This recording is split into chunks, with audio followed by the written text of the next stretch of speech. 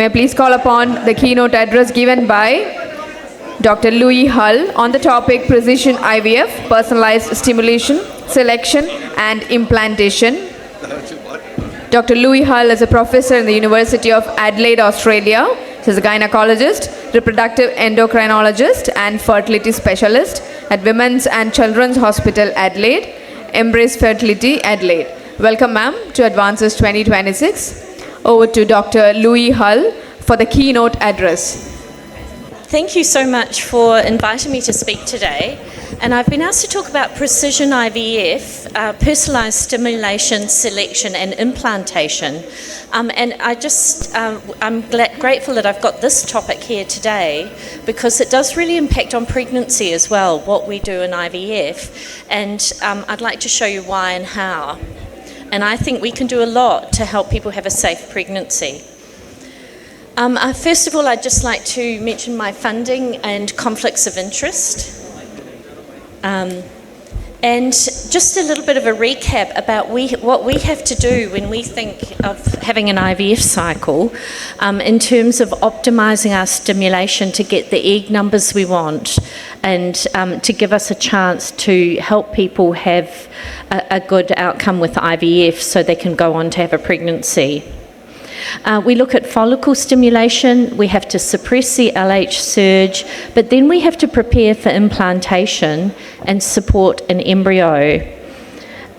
We're mainly using antagonist cycles at the moment, and that means they're short cycles, but the advantage of an antagonist cycle is that we can use a GnRH agonist to trigger ovulation, and that means we can use a person's natural hormone and then we can freeze eggs. So we have the option to actually do genetic testing.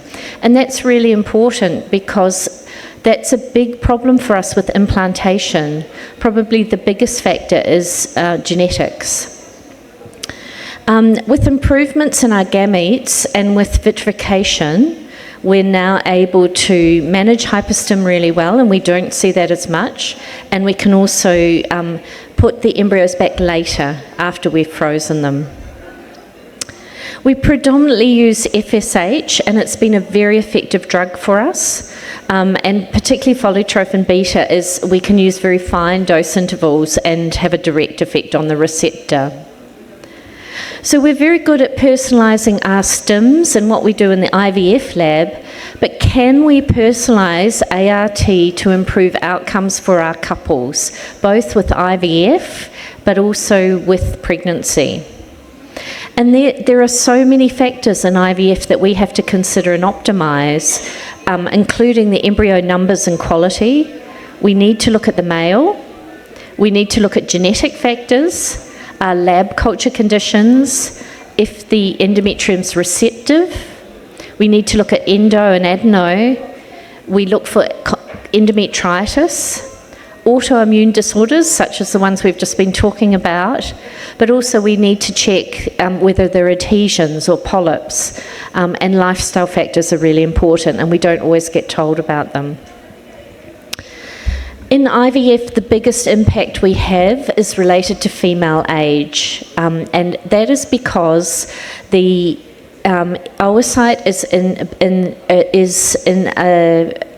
senescence in the diplotin phase of meiosis 2, and the chromosomes are all lined up on little spindles, so that when you do an LH trigger, you remove one set of chromosomes into the polar body, and the rest are left behind. But as you can see in this picture here, if the chromosomes go the wrong way, they break, and you will end up with one more or one less. And although it can happen in sperm, it's much more common in eggs. And every other cell in your body, if you damage it as you age, it will die and you will get a new one. Eggs cannot do that. What they do is they grow in a cohort, but the proportion of eggs that are damaged changes as you age. And when you're 34, it's about 40% are damaged. By the time you get to 40, it's 50-50. But by the time you're 42, it's 25-75 have damage. 43, 10, 44, 5, 45, 1. So it gets harder and harder to do IVF, but you're also increasingly likely to have a miscarriage, and age is really important. So we need to be able to find those grey eggs with the right chromosomes as quickly as we can as people get into their 40s. And it helps us with miscarriage and implantation. If we cannot put the embryos back that are going to create a pregnancy that miscarries because a chromosome 23 is missing, that won't go on to be a normal pregnancy. But 21, 18 and 13 will, and someone will have to make a decision about whether to terminate a pregnancy or not. So we now have the technology to be able to test embryos, and we can take a lot of risk away, and our pregnancy rates are about 60% if we use a euploid embryo, whether you're 25, whether you're 35, whether you're 45, or whether you're 50. The rates stay the same. So the uterus does not age very much, but the embryos do, the eggs do, and embryos that are frozen don't, and frozen eggs don't either. We use embryo biopsy, but the embryos have to be of sufficient quality that they will poke their cells out and we can grab them. And we then amplify the DNA and predominantly sequence, but increasingly we are looking at markers on the chromosomes and checking their parental origin and their grandparental origin, and making sure that one of the parents of the mother and one of the parents of the father is present on every single chromosome site. So we do blood tests on the parents, and we just check that the numbers are fine. There are other things we look at. So we can take out the genetic causes, but we then have other things that will impact on the quality of eggs, but also on how on implantation, and there is a risk of miscarriage with endo and adeno. So one of the huge changes that are happening is we are getting really good at scanning for endometriosis. There are very specialised scans which were reported in a 2016 paper, but we're getting much better. And we can see endometriomas, which are represented here in both an ultrasound and an MRI. When we did the Cochrane review, we found that there was good specificity, but lower sensitivity. So if you see endo on a scan, it's 98% accurate. If you don't, 30% of the time you'll still have missed it. And we found with our unexplained infertility, it's largely due to endometriosis and people who don't know they've had it. And in 2022, ESHRA, our fertility society, recommended that we use non-invasive ultrasound or MRI as a first-line diagnostic, and that has made a huge difference to fertility. And that's because we're starting to pick up small lesions. Now, this is a nodule on the uterosacral lesion. You can see this little circular area here, and in any standard gynae scan you will not get anyone image the uterosacral ligaments. It's a specialist scan. They have to look for this structure and look for nodules. So we're having to try and learn and educate people how to do that, and my group does a lot of AI, cross-training ultrasound and MRI to do that. And we're even picking up superficial endo, and you can just see here, this little jiggly bit of tissue there is endometriosis sitting on the peritoneal surface. So as our scanners get better, and as our sonographers and sonologists get really good, and our radiologists can actually report MRIs, we're getting much, much better. And that's really impacting fertility, because we see a lot of people now who thought they were cursed with unexplained infertility who have endo. In terms of picking that up on an MRI, you can see that the tissue here has been pulled in from endometriosis, so we get a big anatomical view, but we also get the iron in hemosiderin and in endometriomas show up on the MRI because it's a magnet. So we get these bright white lesions that are very distinctive, and sometimes they're very small, but we can pick that up. And so we're getting better, but we wanted to combine the two things. And as you can see here, for pouch of Douglas obliteration, this sliding sign, none of the organs are sticking together. And that's a positive sliding sign, meaning that we would not think endo's present. Whereas on this side, the organs are hardly moving, and that's a negative sign, which means that endo's present. And you can see the pools of fluid on the MRI, which are quite subtle. And then you can see there's no pool of fluid there. You can't see anything behind the uterus. It's joined up with the organs. Now, what we found was when we used AI, we could cross-train MRI data using ultrasound data and get even more accurate diagnoses. But the best was when we did that and then also had human experts involved. So we do need that guardrail of people, but there's lots of tools being developed in this space, and indeed my PhD's just put an app up on Apple about helping people learn how to do endoscanning, and we're using a bit of AI for real-time feedback ultimately in that project. And it makes a difference for us. If we know someone has endo, we would assume that the environment in the peritoneum is much more inflammatory, and we know the egg numbers tend to be a bit lower because they get damaged by that environment, and the sperm have to work in an inflammatory environment, and if there's any other factor, it adds to how the eggs and sperm function and how the embryos grow. And we have really good ways of changing that exposure to the environment. We can freeze eggs, we can change the environment with poppy seed oil, it's called lepiodol, we flush that through the tubes, we can do surgery to remove the site of inflammation, and we can do IVF to remove the eggs out of that environment. And the uptake in scanning is huge. And this is a FIGO survey. I work with FIGO, and we surveyed all the countries around the world. There were 450 people, and about 90 in every continent, and 71.2% identified ultrasound as the main method of diagnosis now. And we've actually published that paper.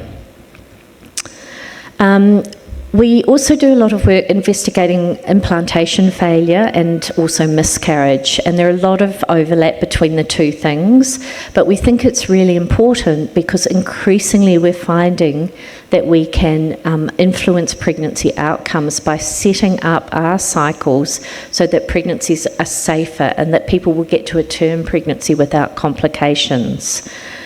When we look at implantation failure,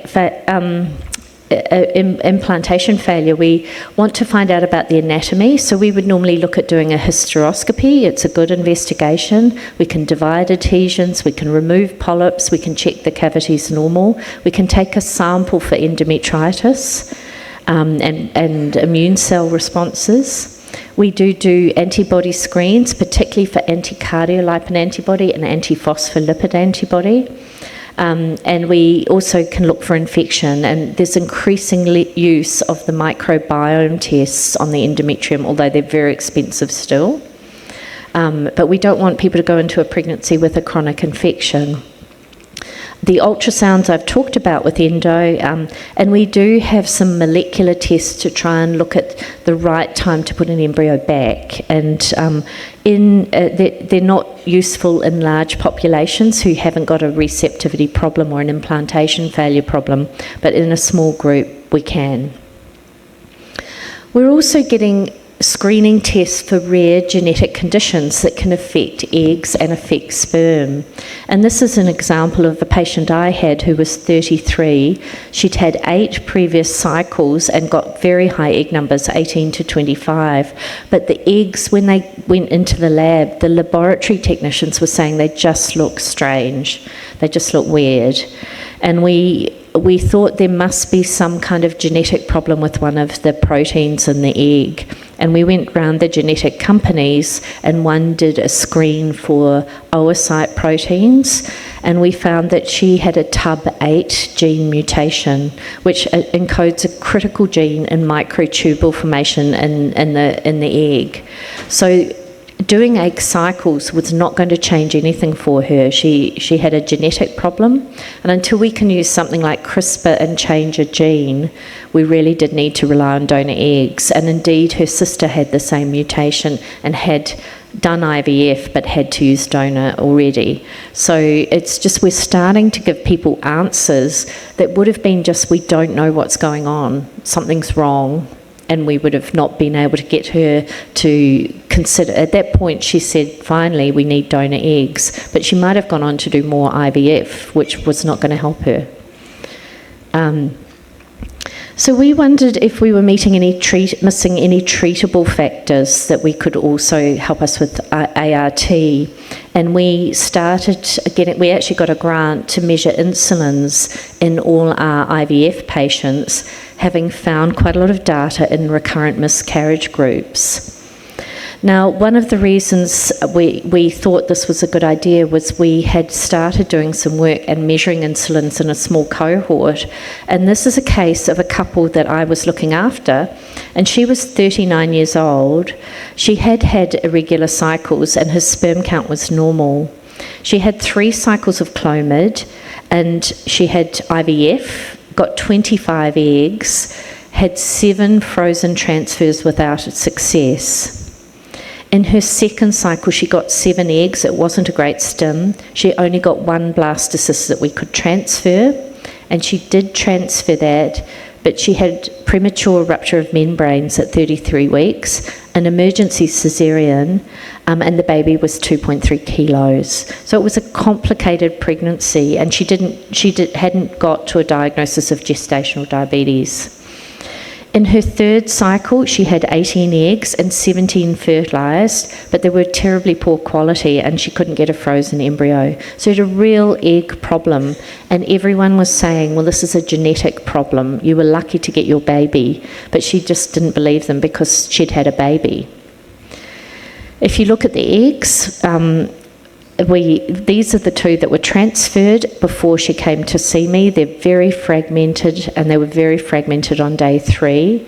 And that was out of 17 eggs. And all her blastocysts, which you can see down here, were very poor. She just had a lot of fragmentation. And she came really to see me to see if we could change that. What we did was we did a 2-hour GTT, which the glucose tolerance test was completely normal. And in 415 patients we have in our unit, 6 had diabetes. We did not find diabetes in young people. What she did have, however, was very high insulins. And her HOMA-IR was very high, but her 2-hour insulin was also very high. And her husband... his insulin was much, much lower. He had normal insulins. So we suggested to her that she was doing a lot of exercise, she was living a healthy life, but we felt that she needed metformin, and she had a very strong family history of diabetes. So she was doing everything she should. She continued her diet and lifestyle, but we added metformin and antioxidants. And when we use it, we really need about 8 to 12 weeks before we consider doing another IVF cycle. So at that point, we did another IVF cycle, and the difference in embryo quality was absolutely dramatic. And she had been very, very good with her lifestyle changes, but she'd lost weight, which she could never do before, once she'd started using an insulin sensitizer. And she ended up having all these, and there's about 10 high-grade blastocysts out of the cycle she had. And we froze them all. Because she had a risk of hyperstim, and we didn't want her to get pregnant and get unwell from hyperstim, and we used them as frozens. The first embryo we put back took, and she conceived. Unfortunately, she had a placenta previa, which I think was unrelated, and had a bleed at 31 weeks, but had a semi-urgent caesarean at 34 weeks, which is probably more related to the placenta previa than anything to do with her metabolism. 2 years later, she had another conception, and in this pregnancy, her baby went to term, and she had a planned caesarean at about 38 weeks. So her best pregnancy was actually the last, but her metabolism had changed enormously. through that time. So we've been doing quite a lot of work, and this work actually comes out of miscarriage clinics, and we find that young people have insulin resistance from quite young, and our young polycystic ovarian patients have very high insulins, even though they're in adolescence, and we're now using metformin for them. But as time goes by, they start getting sugars in the blood, and the insulin actually drops a little bit. And by the time you get diabetes, the insulins are not as high, that you're not secreting as much to be able to keep the sugars under control. In the miscarriage clinic, there were 474 patients, but 66% of the female patients in that clinic were hyperinsulinemic, and 43% of them went on to gestational diabetes, whereas for the ones that weren't, only 9% had it. So it was quite predictive of diabetes, and it was a dose response. The higher your insulin, the more likely you were to get gestational diabetes. So if nothing else, if we measure insulins, we can tell obstetricians that this person is at high risk of getting gestational diabetes. We can tell our patients that they're at high risk, and they can preemptively look after their diet and exercise. And we can start with metformin and hopefully help them. We looked at hyperinsulinism in our IVF cohort, and it was much easier for us to have men in the room when we did this, and we worked with some male endocrinologists who do andrology. And we found out of 363 couples who were having fresh and frozen embryo transfers, about 40% of women, but about 60% of men had high insulins. So it was a metabolic derangement. And when we looked further, we actually took confounding out from BMI. We took confounding out from maternal metabolic disease, and we took out confounding from endometriosis and other more common female disorders. And there was still a significant association with pregnancy loss. And each metabolic parameter that was abnormal increased that risk in a dose-response way. Now, this is a retrospective study. We can only talk about association. We can't talk about causation, but we're thinking it's really important to measure this in men and to treat men before conception. And in IVF world, often all we do is a sperm count. So we really neglect male metabolism and its impact on the quality of embryos and the quality of the pregnancy. And I think certainly in early pregnancy it's quite important. When I sat with my endocrinologists, they go, oh, well, sleep apnea is really associated with high insulin. You can screen for it. And when you start asking men about what their sleeping is like, many of them have never been to a GP, but often they are waking up many times a night. They're going to the loo a lot at night. They wake up tired. They're napping on the weekends. They just don't feel well, and they've got sleep apnea. So not only have they got high insulin, but they're actually dropping their oxygen saturations at night, and they're actually hypoxic. And that's not good for sperm, but it's actually not good for any cell in your body to be hypoxic, and they're not getting a good sleep. And it causes DNA damage for us. The problems we think that hyperglycosylation causes, and we established this in a mouse model, is that the enzymes get hyperglycosylated. So all the sugars, the insulin pushes sugars into the cells, and the increased sugars in the cell stick on all the enzymes, make them go slow. So you need a lot of ATP to move your enzymes because they're all covered in these glycosylated molecules. And so then you increase a cyclic AMP production, and every time you do that you get free radicals that will damage your cell, and that causes our fragmentation that we're seeing, and you get the markers of cellular stress. So homocysteine goes up. There are other markers that we can see rise when people have high insulin alone, not just sugar.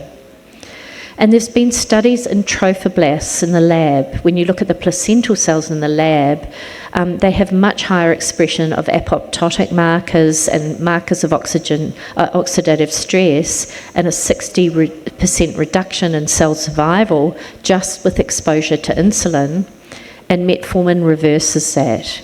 So we think there's a real impact on placental cells fairly directly, and that's in human cells. We looked at the immune system because we know that our immune cells have to not behave in an inflammatory way, which clearly insulin would create by putting that much stress on cells, but we want them to behave in a healing and repair way. And the Treg cells, there weren't as many of them. They weren't as responsive. They weren't as good at phagocytosis, and they weren't as good at repairing things. And also, there are a lot of inflammatory cytokines in the blood. And we think the immune cells also have a lot of sugar in them, and they don't work very well when the insulins are high. And that affects the way they can help the placenta develop. So we now have actually got quite a lot of grant funding to try and formulate this a little bit better in a biological way so people can truly understand it and actually kind of prove it rather than postulate it. And what we find is with insulin resistance, we get reduced proliferation of the Treg cells, reduced activation, reduced suppression, reduced memory, but there's lots of new naive cells. So we think they're getting burnt out in this inflammatory environment. They're trying to recover it. They're trying to get into healing and repair, help the placenta grow, but they get worn out, and you need lots of new ones coming through. And that creates an immune balance. It's a balance that's pro-inflammatory, and that's affecting the way the placentas grow. And we see small placentas in our mouse models. So at this point in time, we think that the high insulin is associated with damaged placental cells, that high insulin dysregulates the Treg function, creating an inflammatory immune response. And we believe that it's linked to recurrent implantation loss and miscarriage, but also potentially preterm labour and preeclampsia. And we're starting some cohorts to do that. So in terms of IVF and the things we can do, we're starting to get much better diagnostics in a way that we used to tell people it was natural to not have implantation, and that it was all genetic, and that we also thought it was natural to have a miscarriage. And we really think there are things we can do outside of genetics to help people not miscarry. And certainly in our miscarriage clinics, the ongoing pregnancy rates are much higher, and we're finding with our IVF patients our embryo quality is much better, and that we're getting much better success rates, but also not the complications we would see later through to a term pregnancy. Obstetricians are measuring more and more and treating more and more because they can see the complications aren't happening, and they know someone's at risk, so they look after them in a different way. So we are personalising medicine much better, and part of that is getting really good diagnostics. We can with lifestyle factors, we can ask people and explain to them why their benefit is actually stopping smoking and watching their sugars and managing their diet and exercising, and they have the choice to do it. We do diagnose autoimmune disorders better, but still not well. But we do have treatments. We can use aspirin and clexane and progesterone and other immune modulators. With endometritis, as long as we diagnose it, and these microbiome tests are helping us, we get better outcomes. And at endo and adeno, we are getting very good diagnostics now. So we can actually treat in lots of different ways to remove their effect. And increasingly with the hyperinsulinism, we're using metformin, and a large study came out of Tommy's in London in December saying to stay on it now in early pregnancy if you've had miscarriages and PCOS. But there's a lot of work now looking at the GLP-1s and Ozempic and Mounjaro, and we just don't know their safety. So we do use them to help people manage their metabolism, but we have to stop them before we do our cycles at this point in time. So I have to acknowledge all the team. I work with a lot of people. This team works on endometriosis diagnostics here. This team is Sarah Robertson's group. She's a reproductive immunologist, and she's doing all the sugars and insulin. These are an incredible group of doctors that I work with in my practice, and they help us with our clinical trials. We have an endometriosis awareness digital platform, which is this team here, and these are people from the endometriosis community groups who help us with all our research. So I'd like to thank you all very, very much. I'm hoping that you enjoyed that talk, and I've had a wonderful time in India. So.